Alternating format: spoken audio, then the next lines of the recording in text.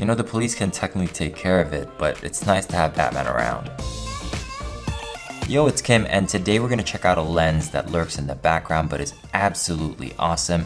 It's the Olympus 75mm 1.8. For context, this goes up against the Panasonic 42.5mm 1.2 and the Olympus 45mm 1.2 in terms of bokeh or background blur, sharpness, and overall image quality.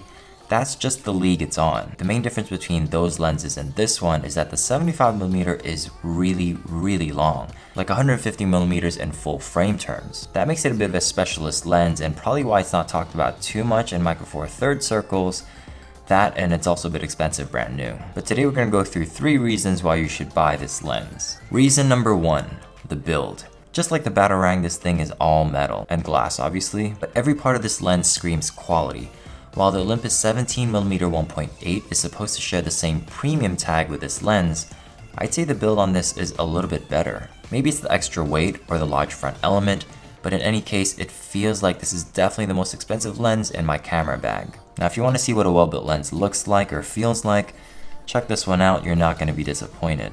Reason number 2, sharpness. This thing is really sharp. At the time of this video, I can't find another native lens that can surpass it in sharpness aside from the Nocticron itself, but just note that the Olympus 45mm 1.2 hasn't been tested on DxO Mark yet. But it's worth mentioning that the 25mm 1.2 Pro, which is the 45mm's brother, gets a lower rating than the 75mm 1.8. The last thing to note about sharpness is sometimes the lens can be too sharp.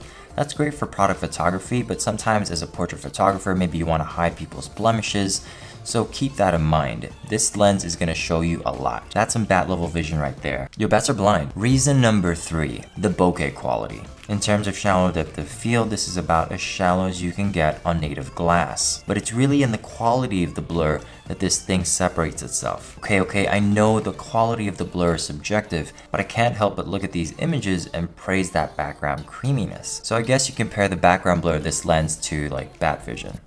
Because you know, they're like practically blind. That one worked. And just because I am including a bonus reason, and that's the price.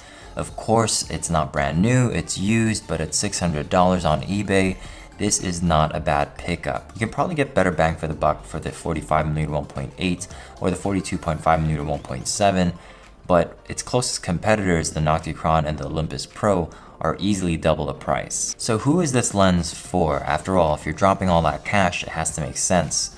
Well, for stills, if you're an event photographer, a portrait photographer, an architectural photographer, or a product photographer, this thing could pay for itself. Now for video, if you're an events videographer, this thing could be worth it.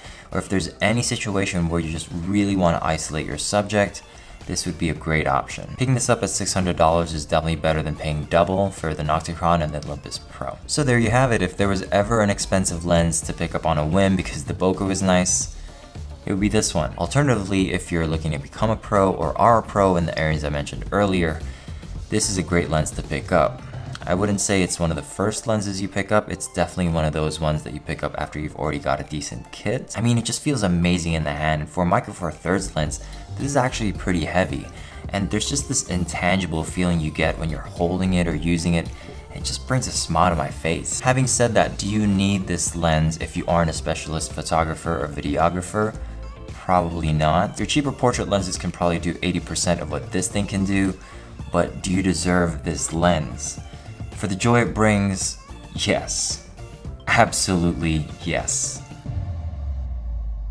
Sorry for the late upload this week. I have been sick as a dog. You probably hear that in my voice. On the other hand, we just passed 750 subscribers and I can't thank you guys enough. And I know that doesn't sound like much to many of you, but for me and my aspirations for this channel, just so moving forward, I guess I'm just gonna stick to the script, see what works, see what doesn't, and I hope I don't bore you guys in the process.